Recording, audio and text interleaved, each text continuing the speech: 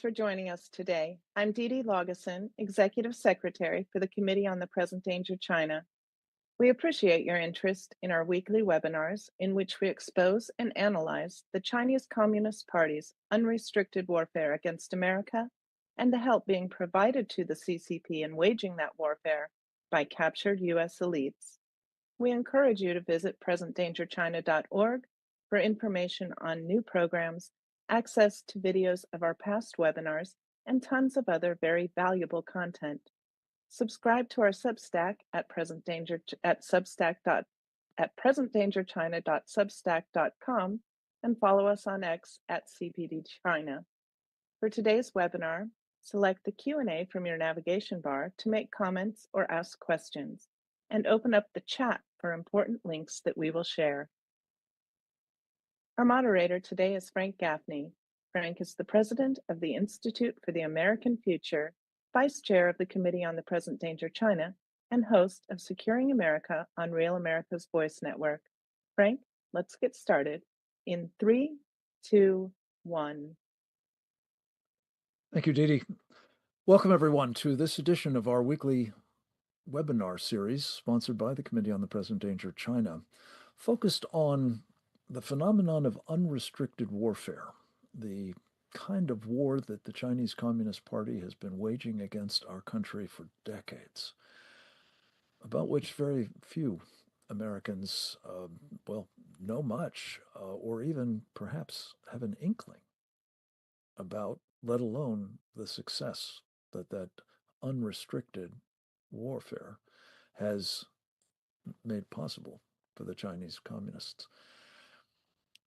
This is a special program in this series because we are going to be able to both present and extol a very high-quality movie that has been made about China's unrestricted warfare, specifically the very ominous form that it has taken in the past few years.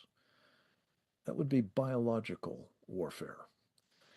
And as we know from a book that was published by two top Chinese colonels back in 1999, entitled Unrestricted Warfare, biological attacks on the United States was on the list of the kinds of instruments they would use to take us down without engaging in traditional kinetic fighting. This film, entitled The Unrestricted War, is a product of NTD Canada. It premiered there before coming to the United States. I had the privilege, along with many of those who will be presenting today, of participating in a screening of the film on Capitol Hill last week. It is an extraordinarily impressive production in every sense of the word. The content, the quality of the filmmaking, the performances of the various actors. And it is a very high privilege, I think, to be able to encourage every one of you to take the 2 hours that is required to witness this dramatization of what the Chinese Communist Party is up to, what it is like for its own people, for the society in which they find themselves, but also what it is engaged in terms of its malevolent ambitions to remove us as the impediment to their domination of the planet. We have a very high-quality cast, if I can use that expression here, including several directly responsible for making this film, and one who stars in it, as a matter of fact, through a videotape of remarks that she made on the occasion of that Capitol Hill briefing, and others who have been as admiring of it as am I, and as engaged in trying to awaken the American people to the immense danger that we face from the CCP.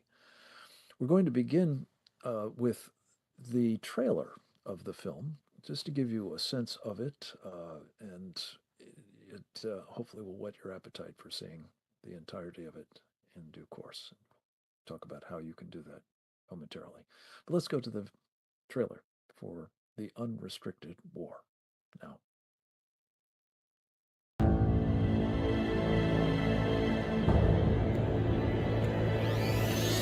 Wipe her from her database and burn the body.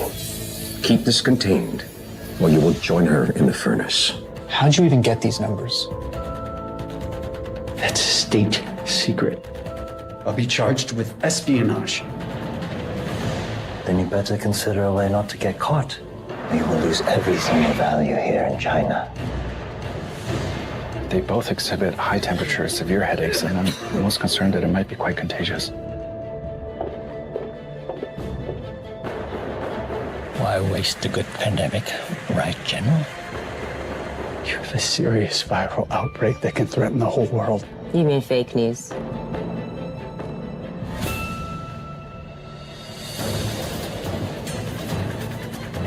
I'll never be able to come back to China. Right now, our safety is what matters most, nothing else. Mama!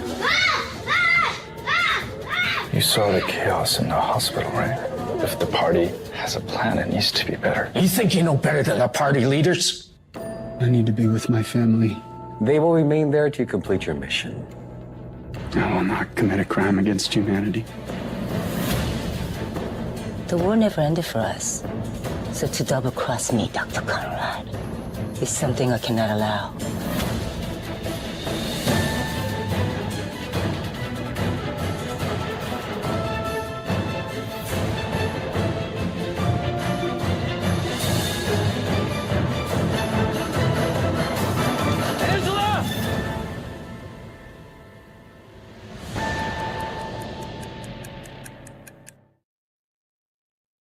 We're going to hear first from a man who literally made this film possible. His name is Joe Wang. He is the president of the new Tang Dynasty in Canada. He is the executive producer of The Unrestricted War, a friend of many years now, and a man I admire greatly, and we're delighted to be able to present him to introduce this wonderful product. Joe, over to you.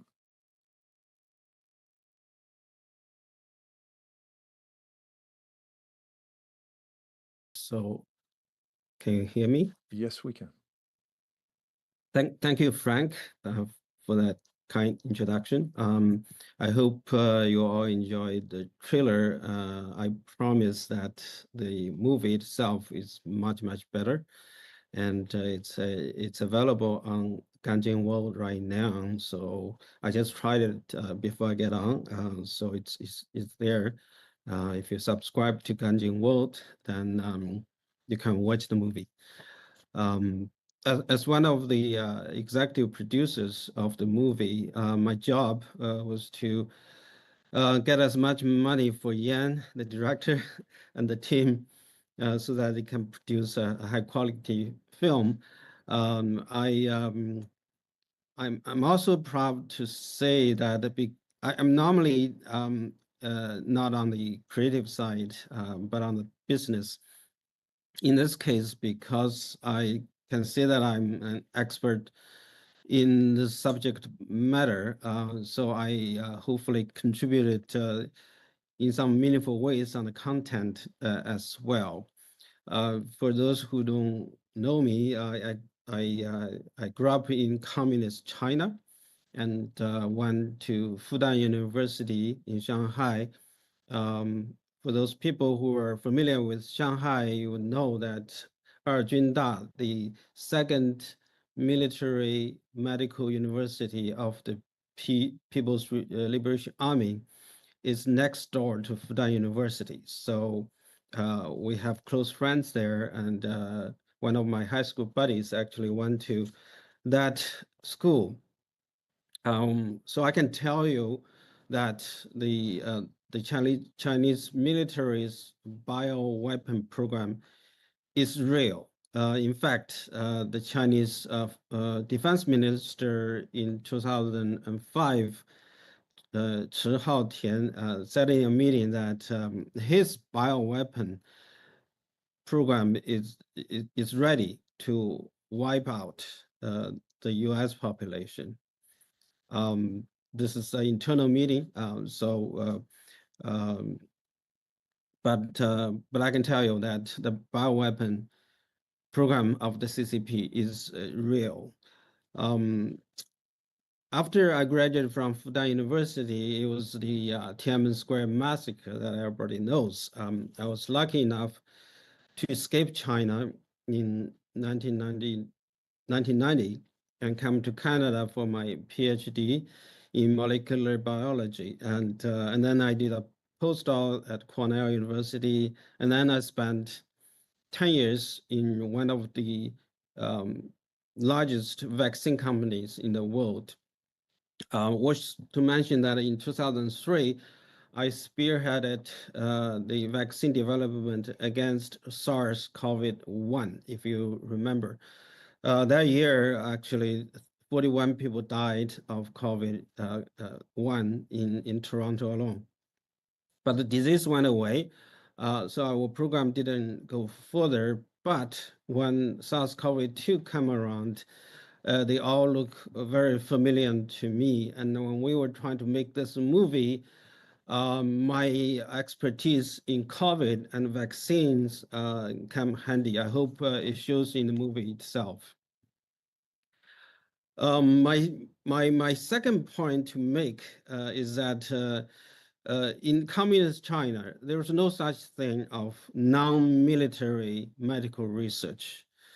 So everything, every discovery, every advancement can be and will be repurposed to serve the goals of the CCP, and in this case, their bioweapon program. Well, I mean, you can still argue the origin of COVID-19 and the vaccines and so on and so forth. But a former colleague of mine, Dr. Yu Xuefeng, he learned it the hard way. When I quit my vaccine job to do NTD full time, he also left the company and he went to China to study to establish a vaccine company, just like Jim in the movie you're going to see. Then when COVID started, being a Canadian, Chinese Canadian, he's a Canadian citizen, I believe. He had a deal with, at that time, the Liberal government, Trudeau government, that his company is going to develop a vaccine against COVID-19 and likely ahead of the Western companies like Pfizer. So he worked really hard to achieve that. And in October that year, 2020, he actually was ready to ship his vaccine to Canada from China. But his shipment was stopped at the airport by the PLA. And then the Chinese military claimed that he couldn't ship the vaccines out of China because the vaccine was a PLA property. So his agreement with the Trudeau government becomes not even worth the paper it was written on. So, Joe, may I ask you to wrap up, please? We've got to get a lot more folks through. All right. So my point is, so the bioweapon program is real, and there is no such thing of non-military medical research in China. Thank you. Be helpful with the CCP. I must say that the Chinese people are very hardworking, beautiful people. Borrow a word from Trump, but the CCP is not. Don't trust the CCP. Amen. Joe Wang, thank you very much. This is adding some very important texture to the film. We're going to hear next from its director, also producer, Yan Ma, and he's a man of some considerable accomplishment in the film industry, and I think this is a prime example of a very skilled practitioner of the art of filmmaking.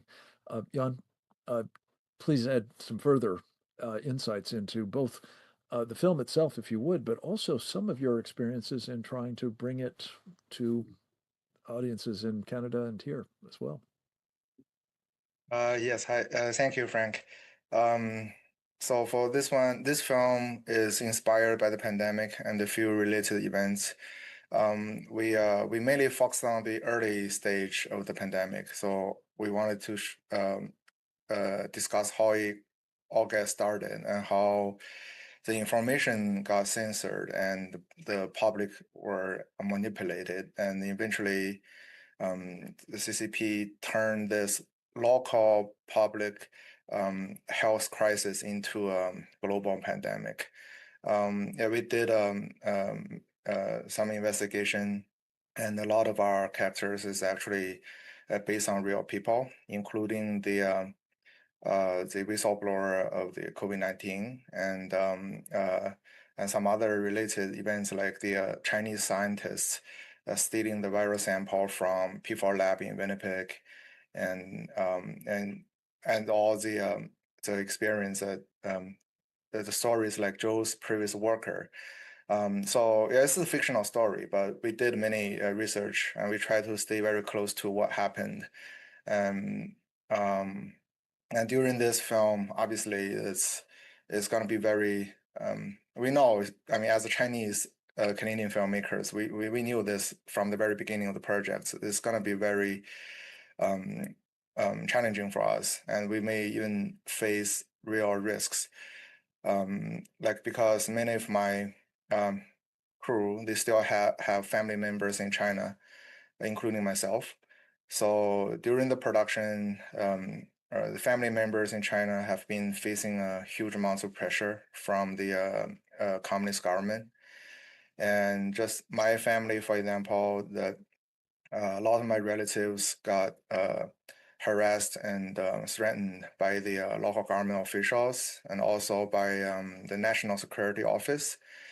And one of my immediate family income got cut off by the local government at the very beginning of this project. I started the project, so it's been almost 2 years now.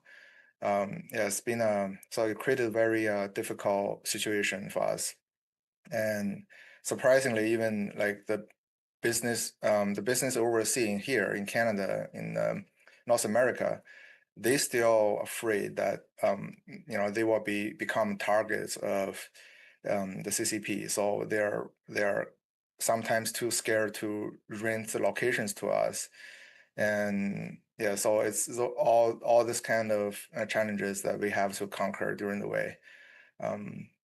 Yeah, it's difficult, but I mean, like, we still, I mean, our team and our producers and our entire crew still like stay strong, and because we know this is like very important story to tell, and we wanted to share this information because most of people don't actually realize that this unrestricted warfare is actually happening. So when we see what happened in the pandemic, how eventually, like, things got out of control, and the CCP starting to weaponize this whole crisis and use all this power to manipulate things for this political purpose, it aligned perfectly with the concepts of unrestricted warfare. And it's right now, since we are so closely connected to China, like, this warfare, is the invisible warfare, to me, is happening almost in every field. We have to like be aware of that and be prepared for the future crisis. Like, we can. I always consider this as a warning, because next time, like, if we're not prepared, next time maybe we are not so lucky. Like, if in the future something worse than COVID happened, we may not have a second chance. Jan Ma, thank you. A very important warning and takeaway from this film, for sure. And we're going to talk a bit more about what that might entail in a moment with one of our distinguished presenters who's got a background in biowarfare defense. But before we do, I wanted to ask for brief remarks by one of the men who I met in the course of this panel discussion sponsored by, I think, Epoch Times on Capitol Hill. His name is Casey Fleming. He has been a specialist in counterintelligence and related black arts. He is, in fact, the CEO of a group called Black Ops Partners. He is a consultant to various national security agencies and impressed me greatly with his remarks about, again, the sort of context of this film and what we have an urgent need to know about what the Chinese Communist Party is up to and what its implications are for all of us in the unrestricted warfare space in particular. He is the author of a forthcoming book entitled The Red Tsunami, The Silent Storm Killing Your Freedom. Casey, it's great to have you with us. The floor is yours, sir. Thank you for having me. The movie is accurate. It's extremely accurate and it's on point. It describes only one method of unrestricted warfare. When the book came out from the two Chinese PLA colonels in 1999, which, a reminder, that was over 25 years ago, there were 20 methods. There are over 150 methods of unrestricted warfare now. So it's something that's very important for all of us to understand. Unrestricted warfare is targeted and targeting the individual. So it's not targeted at our military or our government. It's targeted at the individual, which is the reason I decided to write a book, so to inform the individuals, not just Americans. It affects all people in the free nations, and even Chinese that want that, the wonderful people that want to be free. So these methods of unrestricted warfare are meant to weaken the enemy, that's us, by every means possible, so we don't have a will to fight anymore. And in fact, they don't ever want to fire a shot. They follow Sun Tzu, the CCP does, and they want to win the war without fighting. So what this is an attack on the individual, the man, the woman, the child. Again, it's not focused on the government or the military. So the way we think about war in the United States and the free world is you're either in war or you're not. You're in peace or war. And if you're in war, your military is going to take care of you. That was in the past. What we've seen now of 25 plus years of brilliant and efficient execution against unrestricted warfare, we've seen really what's happening. So a couple of examples: drug warfare, that's fentanyl, carfentanil, xylazine, nitazine, even vaping products, and even dopamine being a drug used through social media. Cognitive warfare, which is social media leading the charge with TikTok and so on. So this war is focused on the American people. This movie does a great job of picking one of those and becoming very, very accurate with it. And just understand that, use this as a basis to understand unrestricted warfare and the diabolical thought process to pursue it against the free world for complete and utter takeover. So again, Frank, thank you very much for having me, and over to the rest of the panel. Thank you, Casey, and I'm so glad you introduced this term diabolical, because that clearly is part of what is animating all of this. It is demonic, in fact, especially when you talk about the prospect of the mass murder of our countrymen and women. In fact, Joe made reference to Chi Hao Chen, who at the time of a speech he made to a party caucus of some kind about 20 years ago, made reference, I believe, to not just destroying the population of the United States, but literally depopulating the country so it could be colonized by China. A man who has brought that to my attention and taught me much more about the threat of Chinese biological warfare programs is going to be our next guest. But before we turn to Dr. Sean Lin, I did want to just give you a snippet of a very impressive presentation that the star of the program, you saw her several times in the course of the trailer, a very accomplished actress by the name of Uni Park. The remarks that she made prior, actually, to the panel presentation on the Hill were, I thought, sufficiently compelling that we want to share those with you now as well. We'll turn to her video. She was unable to be with us in person. Let's go. I really loved portraying General Chan. Anyway, first, I am very proud to be here, and I'm very, very proud to be part of the Unrestricted War. It was more than just another role for me. It was a very rare opportunity to contribute to a story. Not only, it's a story that is not only timely, but necessary. When I first read the script, I was drawn to it by its emotional depth and complex storyline.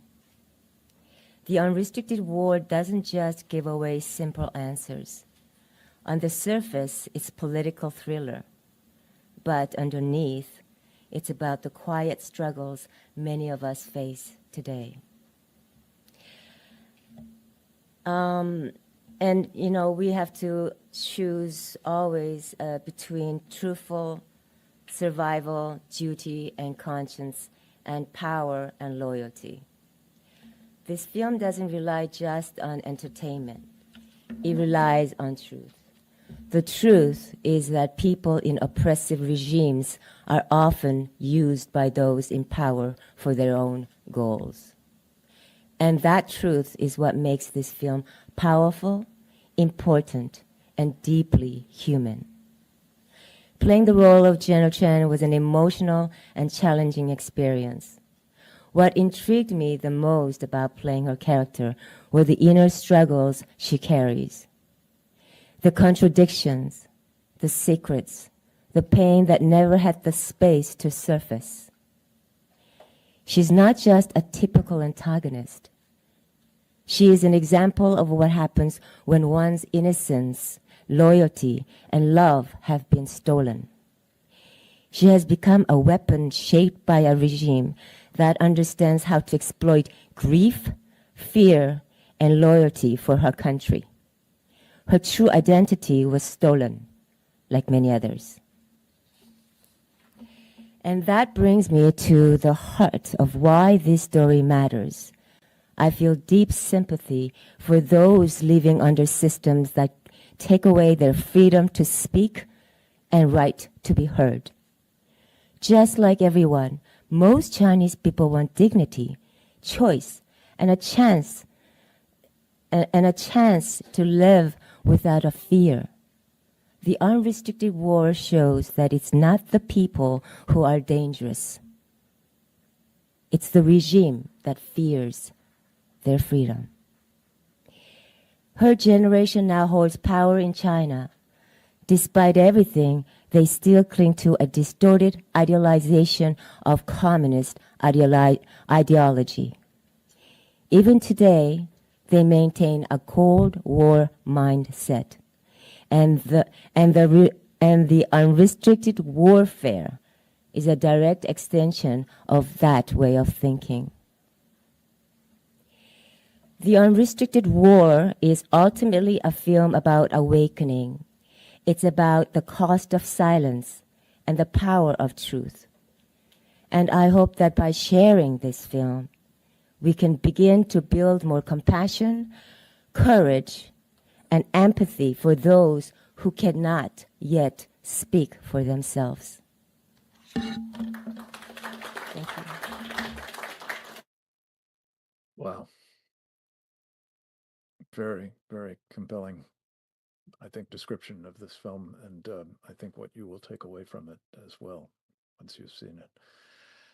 We're going to hear next from the individual I was speaking of a moment ago, another very important contributor to my own personal understanding of what we're up against, as well as a leader in trying to help our country be defended against the Chinese Communist Party. He knows it well from having survived the massacre in Tiananmen Square as a young man.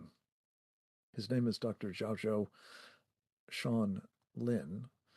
He is a PhD, an Army veteran with experience with the biodefense program of the United States military.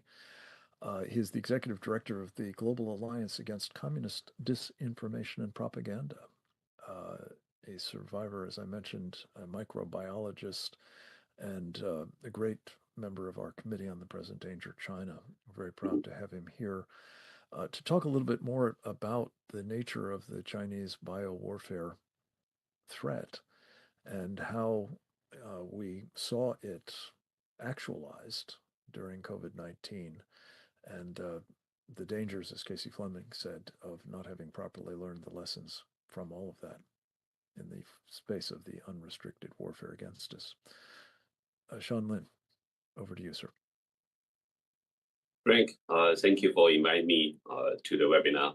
I'm glad I speak after Ms. Yuni Park, because her speech actually reminded me, when we talk about biological warfare from the CCP, actually it encompasses many fields, actually.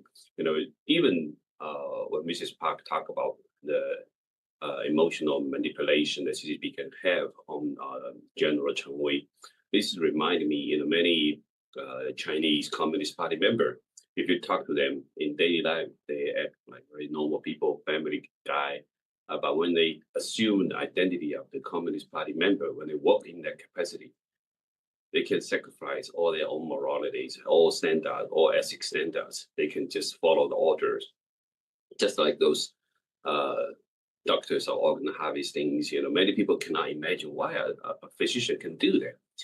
But when they are following the orders, when they're following the Communist Party's ideology and leadership, when they're in that situation, when they assume their role, they are abandoning their souls and morality standard. So this is actually a very important aspect. And also, in terms of biological warfare, one of the key areas that the CCP working on is brain manipulation, monitoring people's emotion, capture the patterns, and analyze what kind of stimuli can help modulate, manipulate people's emotions, and how do they control people's ideology. So this is another part of the biological warfare as well. And they work very strongly on brain-computer interfaces, different tactics that can capture brain signals and then manipulate it.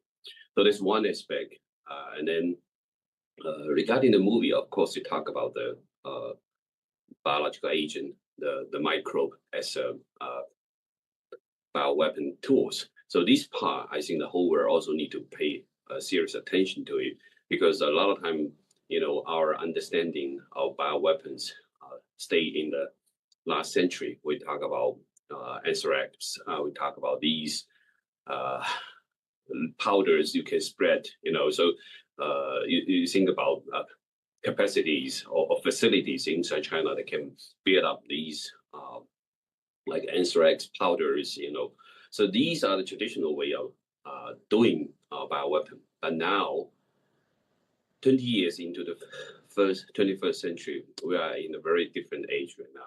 Not only just a gain of function study that can used to generate new pathogens, but there are many other tools, other genetic manipulating tools that can easily create new bioweapons. So I think that the whole world need to understand the threat is totally unprecedented now. And we are in a very dangerous situation.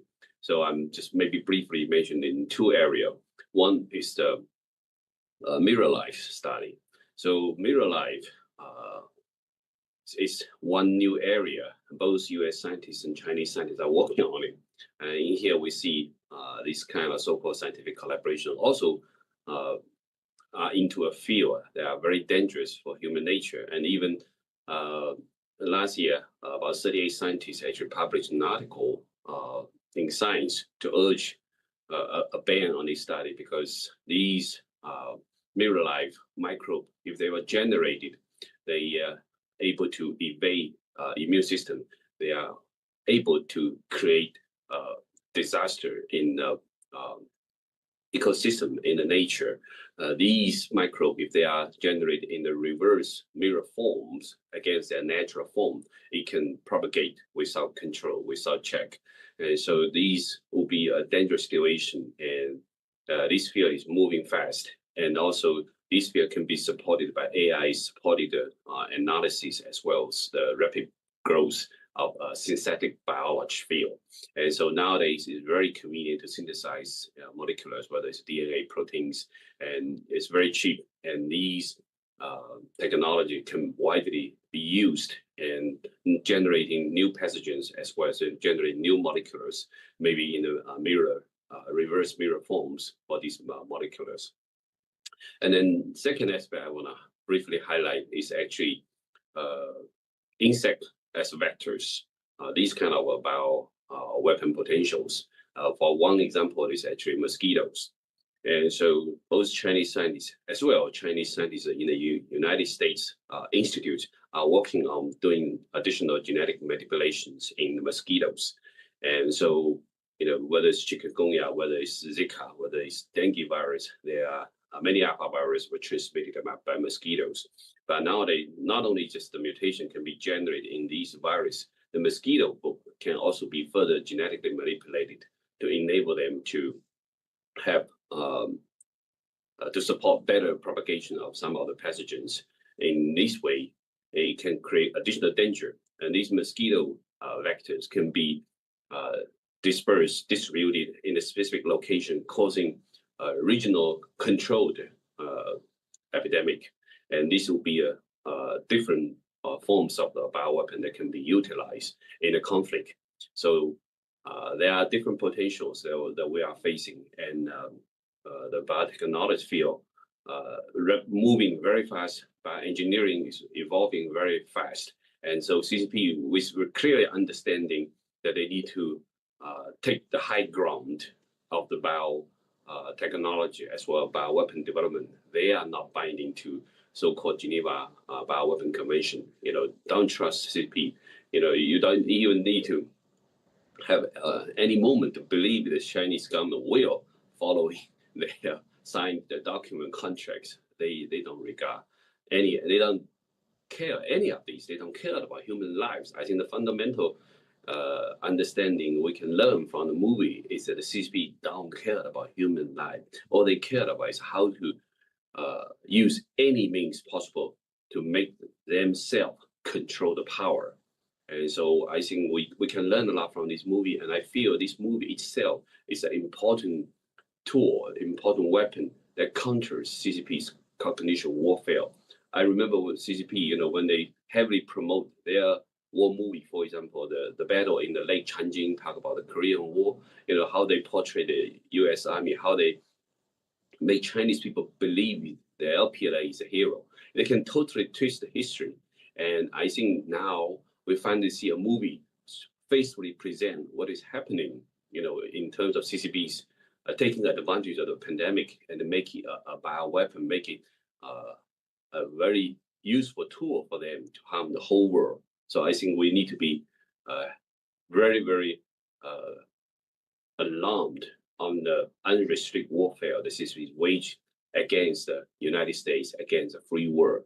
And it's never too late that we stand up against these kind of unrestricted warfare. Thank you.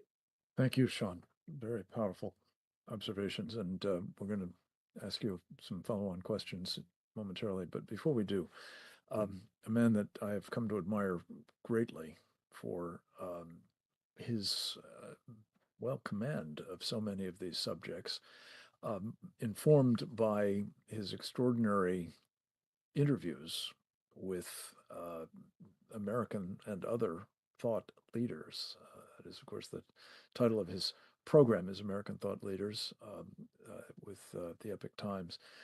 He is, in addition to a man who has observed and reported on these matters as a journalist for many years, in, I think, a series of award-winning productions. He is also someone who is personally engaged in the fight, insofar as he is a practitioner of Falun Gong, which, by the way, features prominently and heroically in this film. We're delighted to have Jan Jekulek be our cleanup batter for this particular program. He's joined us in the past with great effect, and we look forward to his comments about the importance of this film going forward and what we can do to maximize its impact. Jan, welcome back. Frank, thank you so very much for inviting me on. That was an incredible panel we participated in. And, just Jan and Joe, I wanted to say I was so blown away by what I saw in this film. And just because it's such a gripping film in itself, right, in its own right, never mind the very critical subject matter. One thing I wanted to touch on a little bit is the film manages to portray some really critical elements of the reality of how the CCP or the Chinese Communist Party operates that I just don't think are generally known, or perhaps the scale of them aren't known. And so, of course, Casey described the way unrestricted warfare works, right? Any means that can be used as a weapon becomes used as a weapon. And there's also this added dimension where it's not just targeting a military, right? It's targeting you individually, it's targeting the population. So the Chinese Communist Party, perhaps, I don't know, we could argue about what its most powerful tools are, but its information, its ability to wage information warfare, to basically shape the narratives around itself has been really, way too effective, I think would be the best way to describe that. And, so I want just to briefly touch on that, right? You have, Chinese communist propaganda completely penetrated across all US cable systems. That's astonishing. Of course, people are watching less cable, but nonetheless, you have, CGTN, what's now called CGTN, which used to be called CCTV, is basically available in any American household that has cable. And that is astonishing. And there's been American companies that have helped actually make that happen. For years, there were these inserts into many of the biggest newspapers in the country, called China Daily inserts. And China Daily is one of the propaganda organs of the Chinese Communist Party. It's basically propaganda newspaper in English. And they were these inserts with, of course, they had a little disclaimer that said this is a paid supplement from the China Daily or something like that, but they were just regularly inserted, and US newspapers were paid millions of dollars to basically promote Chinese Communist Party, propaganda in significant amount inside. It's actually very interesting. The Congressman Abe Hamadeh, freshman congressman, he came out as his first bill that he actually offered to Congress. He was shocked to discover that this China Daily, in this day and age in 2025, is being basically delivered, by U.S. congressional, congressional staffers to every congressional office across Congress. And that's just an astonishing thing. So, he introduced a bill that just, prevented that from happening unless someone explicitly asked for it. This is unsolicited delivery of Chinese communist propaganda to every, congressional office. Just examples. And perhaps the biggest example, and we've heard more about this, is TikTok. And we've heard about its incredibly powerful ability to basically, surveil anyone who actually has the app on their phone, right? You have to remember that in China, they have a law, the national security law. And the national security law basically says if you are a Chinese company or Chinese individual, if you are asked, you have to spy for the Chinese regime, and you're not allowed to say that you're doing so. Okay, and that combination, you can just imagine, this unbelievably powerful surveillance tool that basically, pulls all information from everything that comes into on your microphone, everything that comes on your camera, right? And there's this unparalleled ability to both take in that information and then deliver that information to you in such a way that basically plays on your I guess your particular issues, idiosyncrasies, and so forth, which it's also studying. So what an unbelievably powerful weapon of information control, right? What we see in the film is how incredibly powerful the Chinese Communist Party is within its own borders of basically pushing information out quickly. And you see, Uni Park, of course, the general, we saw her fantastic speech earlier. We see her basically talking about, well, the truth is just fake news. And you can, set basically inside China, that is, directly broadcast across to the entire population. But outside China, these same narratives, much more subtly, are shaped basically through TikTok and other methods. For example, WeChat is another very popular messenger that is just, kind of freely available and also under the same total control of the Chinese regime.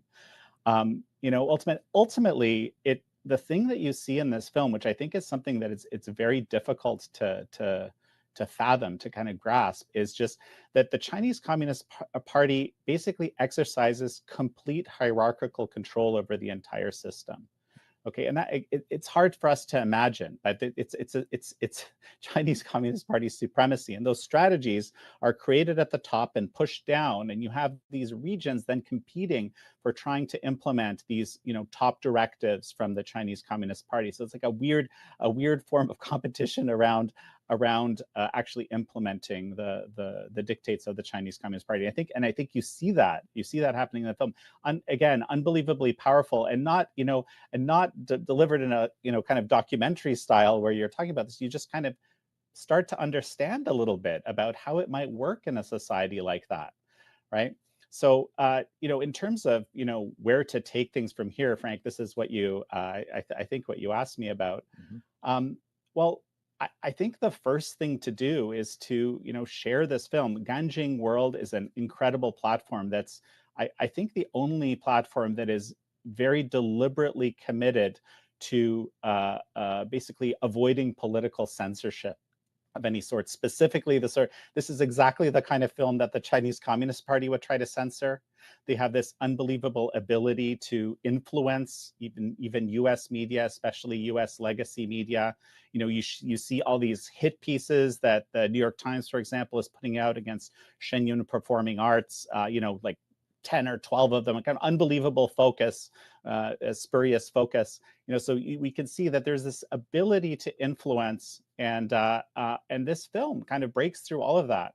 So if you're using Ganjing World, you're actually using a platform that is literally completely free. In a way, it exists to be free of this particular nefarious Chinese Communist Party influence. And then this film, by sharing this film, you're helping people understand kind of at a deeper level about how this system works in all these dimensions: the biological warfare, the information warfare, the way they get into your head, the way they use your family against you to basically get you to do things that you wouldn't want to do, like, for example, the mission that the main character is put again. And so that's what I would say. I would say, get into that, watch the film, get inspired by it as I did, and share it maximally as much as you can. I think this is the most powerful thing you can do. Amen. And thank you. And, if an injunction like that might ordinarily be somewhat onerous, but I can assure you that you will find this film engaging, if troubling. Nonetheless, I think you will feel called to heed Jan's very important prescription here. Joe, could I come back to you? And I want to make this as interactive as we can, so please feel free to respond to comments others are making as you see fit. But just a further word on this Ganjing World. I was unfamiliar with it before the panel. Could you just tell us a little bit more about its sponsorship and how it works and where you can find it and all that? Oh, me? Yeah, Ganjing World was created a few years ago to provide basically family-friendly internet site so that the whole family could enjoy videos and films without the violence, the sexual things, and other things. So it's Ganjin means clean in Chinese. So it's a clean internet. But basically a sort of streaming platform, would you say? Right. Okay. Terrific. And so if one wants to see the film, you simply you subscribe, or it's at a la carte, or how does that work? I believe you can subscribe to Ganjin World's premium. I think I just did today. It's $6.99 a month with quite a few very high quality films that you can watch for the whole family. Every month they have new films. So $6.99. You can subscribe to it, or you can pay. I forgot how much is to just watch Ganjin. See this film. See this film alone. It's $12 or something. Yeah. Okay. Yeah. Listen, the point that I most especially wanted to reprise from the panel discussion, asking Dr. Sean Lin to lead off on this, but Casey and anybody else is welcome to comment as well. This idea that the Chinese Communist Party not only has as its plan using biological warfare against us, it actually did. And that's very powerfully communicated by the film. But Sean, you talked a bit about a coming capability that they've been assiduously working on, and I can only imagine benefited from Tony Fauci's help with the kind of genetic engineering technology, gain-of-function technology specifically. But could you talk a little bit about this idea that they could actually achieve the capacity to attack certain ethnicities or certain populations and leave unaffected others, or at least, greatly reduce the implications for others being harmed? Is that a real thing? It sounds like science fiction, but is it now something that is perhaps at hand for the Chinese Communist Party? Oh, it's the technology is moving very fast, and actually, many of our audience maybe know about the genetic editing tool, like a CRISPR, right? So these technologies have been gradually more and more mature in the last 10 years. And so this is one thing. And actually, recently, there are new reports talk about the Chinese scientists actually have developed new technology to do large segments of genetic material editing. Because CRISPR in the past, it was primarily small segments. But now with the new technologies, it's called programmable chromosomes engineering. These PCE technology can do not just kilobase, actually metabase. It's like million nuclear bases. They can do large scale editing. So there are technology tools now that can even take out some of the chromosomes, or not entirely, or even a significant part of the chromosomes. So the technology is like evolving so crazily fast. And the key issues that the Chinese scientists are at the front of some of these key frontiers of this genetic editing technology. And they are very actively collecting genetic information from American populations. And they've been doing this for at least more than 10 years. Because even when I was in the military, I received emails from Chinese company offering doing bioinformatics and analysis for our samples, for our U.S. military soldiers' samples. So you can see that how aggressive they are. They understand with the next generation sequencing capacity being popular in the United States. Many hospitals are, doing the sequencing analysis for many, genetic disease or cancer studies, right? So when you have the sequencing capacity, you have a lot of data coming out of the sequence, but how do you analyze them, right? So CCP ramp up their capacity for bioinformatic analysis, and then they offer these to the U.S. hospital systems. And so, yeah, many U.S. hospitals send their data to China for analysis. That's the issue. They're collecting many of these data, and now, with understanding of Caucasian people, American people's genetic traits, they can design drug targets, especially focus on unique molecular receptors that can, maybe unique to certain ethnic groups. So I think this capacity is there already, and probably they are actually working on it, just try to see which one works. So these capacities, they are maturing fast every day. And I feel it's a very dangerous situation. Working, in other words, on weaponizing it, I think is your point. And Casey, to this same topic, there's reportedly a comprehensive effort by the Chinese Communist Party to create sort of digital twins of every American, that by aggregating this immense amount of data, not least from, as I understand it, things like 23andMe, but also from TikTok, the kind of big data acquisition opportunities that exist in that.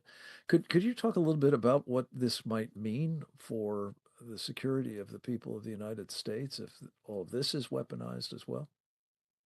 Well, that also feeds into the artificial intelligence world as well. Yes. So if you look at all these different technologies being manipulated and weaponized against the free world, now you're seeing something that is beyond most people's comprehension. So we've seen AI just climb as far as capability over the last few years. We listened to Sean Lin on the biological piece of it. All of these things are, multiple factors of seriousness. And you put in, a digital twin, certainly, stealing the DNA samples from entire families from 23andMe and Ancestry.com allows them to study each individual. And they, by the way, for over 10 years, the CCP has had a file on every man, woman, and child in the United States.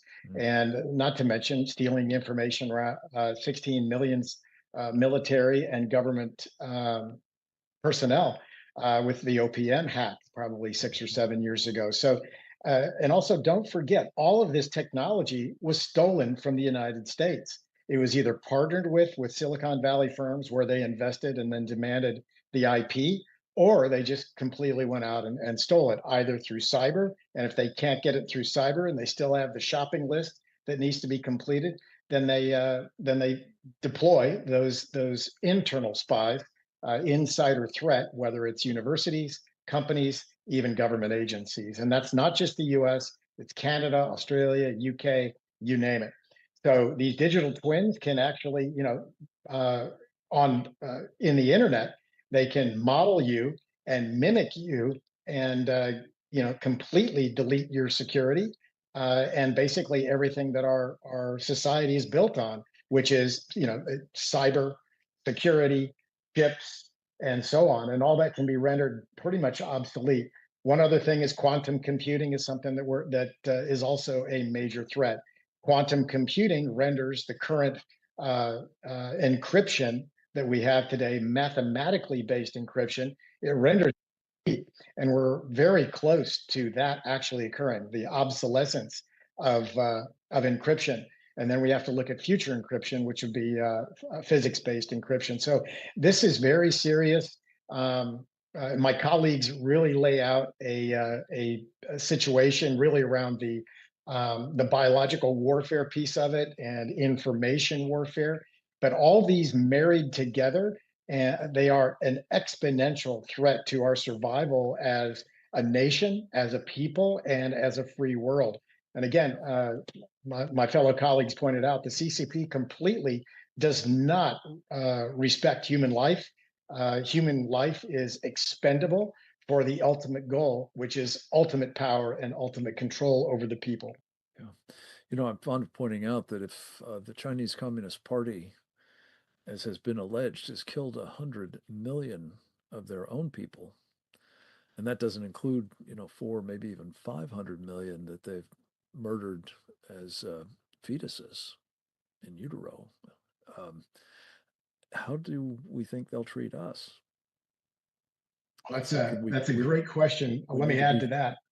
If you want to see how you're going to be treated and your family and your grandchildren will be treated, look how they treat the Falun Gong, the Uyghurs, and the Tibetans. They're all viewed as inferior races that need to be scrubbed and re-educated, which in their term means torture. Also, don't forget the human organ transplants, which are forced, which another word for that is murder. And so the recent estimates of that are about 3 million. And typically those are the Falun Gong folks that have much better bodies than the regular population. So we're dealing with, again, the diabolical piece of it, and the most formidable enemy the planet has ever seen. Right.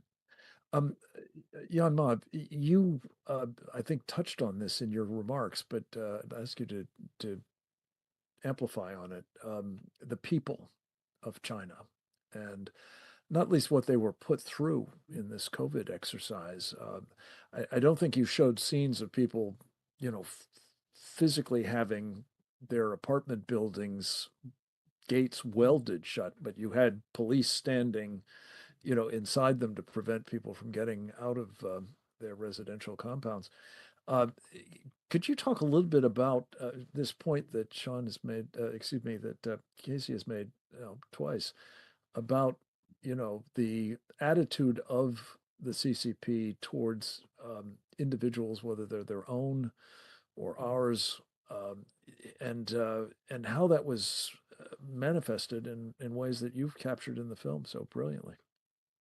Well, I mean, I grew up in China, so I kind of experienced the system, the whole system of their brainwash.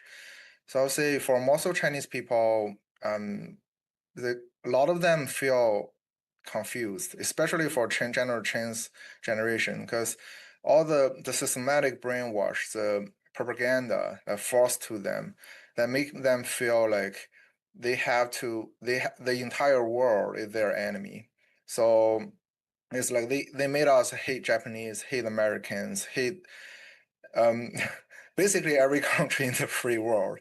So it doesn't allow people to see how well Japan did and Taiwan did or Hong Kong did join the free world, join the normal society. So they need to use the propaganda to put this hatred layer at the very bottom of the Chinese people's mind, so they can manipulate it at the time of necessary to trigger people's emotion, so they can hide behind and see people fighting each other. So that's exactly what they did in the Cultural Revolution, in all this they called political movements, right? They just encourage some Chinese people to kill the others. And in the Cultural Revolution, that reached extreme, like the children kill their parents, kill their teachers, so they can hide behind. Basically, in the end, ultimately, they gain the power. That's what they want, right? And I mean, to the whole world, it's actually exactly the same mindset.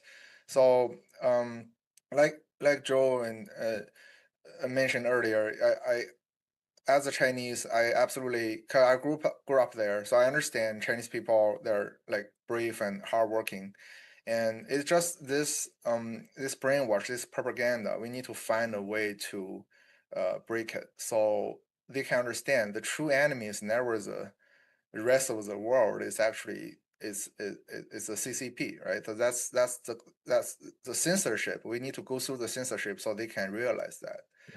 Well, and hopefully this film will be contributing to hopefully breaking through that firewall, as they call it. Yeah.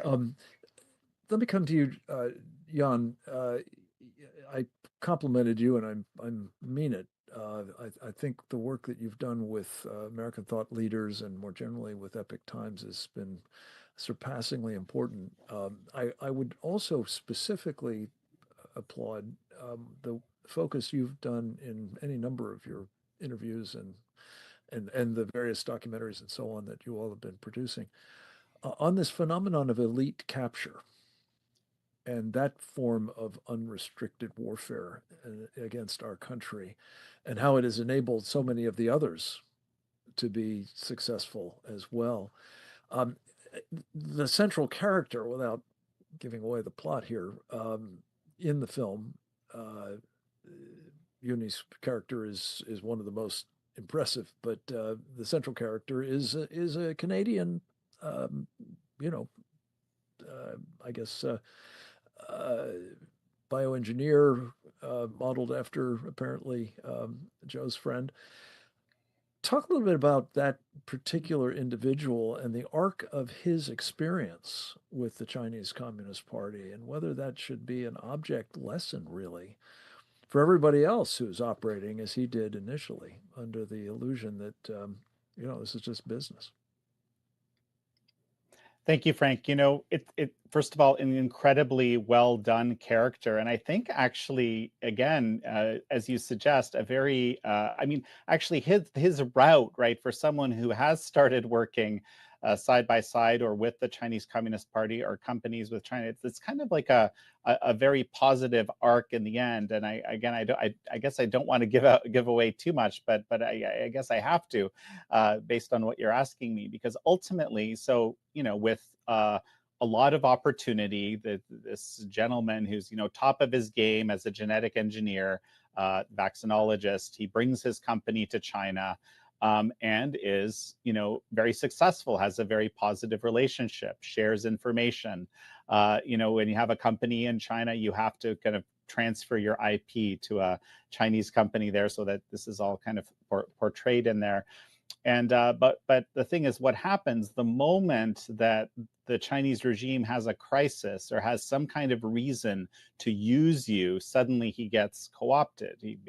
People come to him and say, well, I need you to do this and this for me, which is, basically completely unacceptable. He sees his, the coworker from the other side, from the Chinese company's side, basically be vilified in public and then get himself co-opted to work for the regime. He doesn't want to do it. In fact, they threaten his family. So now he has to do something, which is really kind of extreme. And but this is the big but. He discovers along the way, he understands he's being leveraged, but he realizes, he finds this inner strength inside himself that he realizes there's something that I cannot do, and that kind of changes him, and he starts working with essentially some other characters in there to basically stop this terrible thing that the regime is demanding of him from ever happening.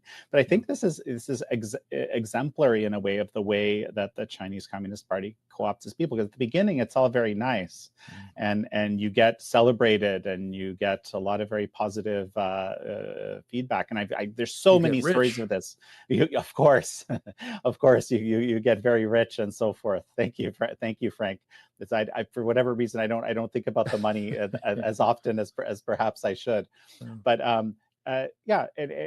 but ultimately the point is the moment comes where you have to pay the piper, and once again the Chinese Communist Party is supreme, and everyone is expendable. Everyone and anything is expendable if the Communist Party itself is in threat. In any sort of threat, and that's basically what we see manifest in there.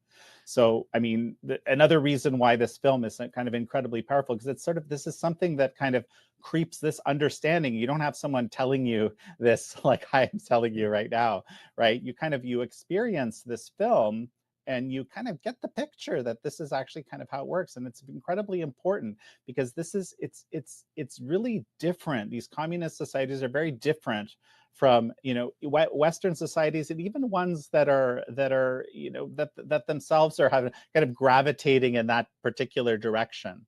And frankly, it's a great lesson as to why not to gravitate in that particular direction as well.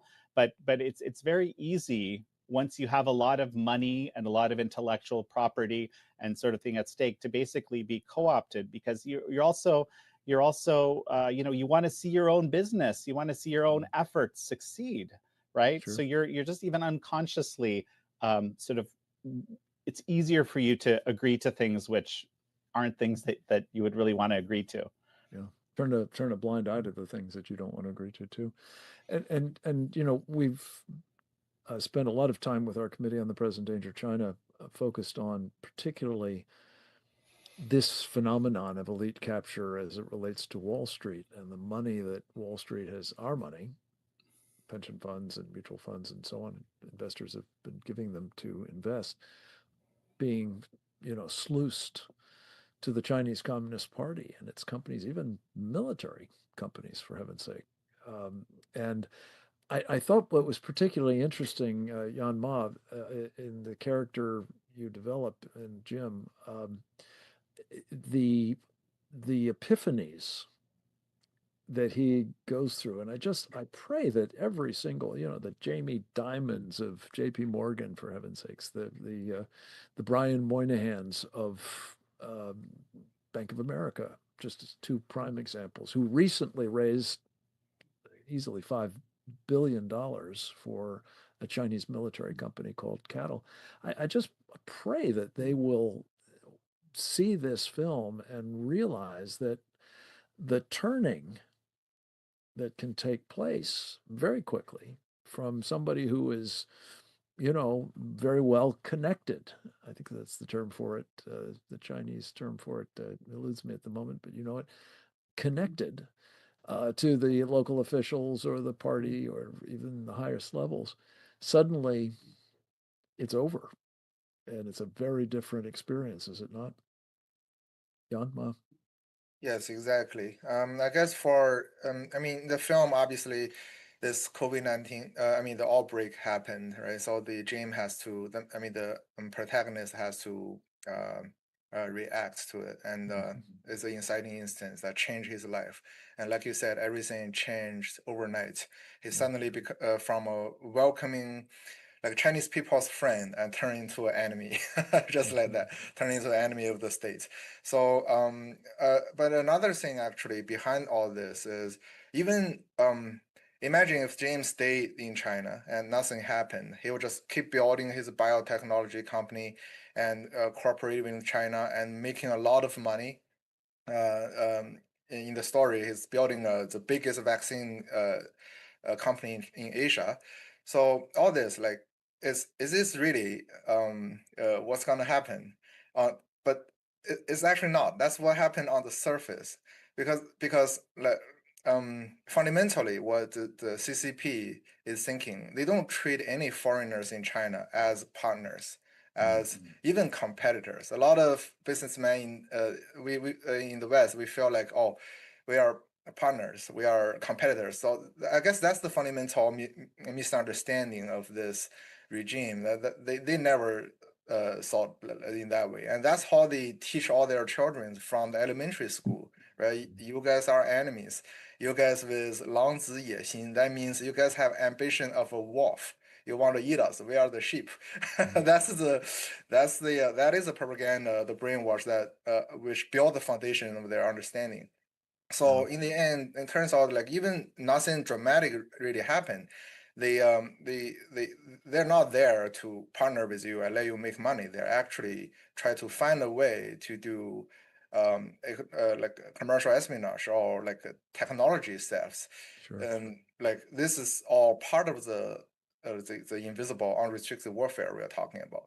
Yeah. So yes, so I mean the businessmen in China, it's even the situation is not turning for them. I would just say like we need to have the right understanding of the relationship.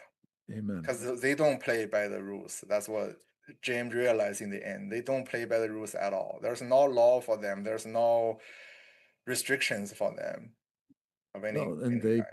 are set on destroying us. We're at the end of our time, and there's so much more we could talk about. I thought I might, if I could ask your indulgence, have a bit of a dramatic reading of a comment by a top technologist who was at the White House 2 days ago, as we speak, to announce a major investment by his company, you all know it well, Apple, in the United States. The individual in question is Tim Cook, its CEO. And I just wanted to, hopefully an uplifting note, share his comment. A man who, like Jim, has spent much of the past, decade or better part of two probably, leading his company and doing business in China, manufacturing all the cell phones that we buy and the rest of it. And in the wake of President Trump's tariff policies, and more generally his effort to reshore, manufacturing to our country, Tim Cook said this at the White House, quote, "We're going to keep making investments right here in America, and we're going to keep hiring in America, and we're going to keep building technologies at the heart of our products right here in America because we're a proud American company, and we believe deeply in the promise of this great nation." He thanked President Trump for putting American innovation and American jobs front and center, unquote. I just want to say, I was so heartened by that statement because I believe that, like most of the other big, especially technology companies that have had their roots in this country, they have come to think of themselves as international companies, if not effectively Chinese ones, because that's where they were producing and manufacturing and assembling and the rest of it. But if nothing else comes of what's going on at the moment with the president's trade policies and hopefully in its way with this film as well, people understand what it is about America that must be prized and must be protected, and why they must be putting their shoulders to the wheel to support, yes, this country and the free world, not enabling those who seek its destruction, whether it's through biological warfare or other forms of unrestricted warfare, or perhaps the old-fashioned kinetic kind, which those guys on Wall Street that I mentioned have been enabling the Chinese to build up their military so that they have the option to do that to us as well. So I want to thank each of our marvelous presenters. This has been I think, a profoundly important conversation, not only because of our opportunity to showcase a contributor to our cognitive awareness of what we're up against, but also hopefully our ability to resist it. And that starts with having, as Jan Jekulek said, the American people aware of the danger and equipped to figure out how to support leaders who are seeking to end this practice of unrestricted warfare against us. Joe Wang, Jan Ma, Casey Fleming, Uni Park, Sean Lin, and Jan Jekulek, thank you for your very important contributions to this particular webinar and to the fight in which we are engaged and must be. I want to thank everybody in the audience for listening, and as always, express my appreciation for you joining us for each of these webinars. Subscribe at presentdangerchina.org and go forth and multiply. Didi, back to you. Thanks, Frank. Thank you, Frank. A video of this webinar will be posted to presentdangerchina.org within a day or so of the program's conclusion. Please share this and our other programs with your elected representatives, colleagues, and other networks. For webinar notices, updates, and news, subscribe to our Substack at presentdangerchina.substack.com and follow us on X at CPD China. Join us again next week for another installment of our Committee on the Present Danger China webinar series on the CCP's unrestricted warfare against America and the free world, and how CCP captured elites betray the USA. Thanks for joining us today. Goodbye.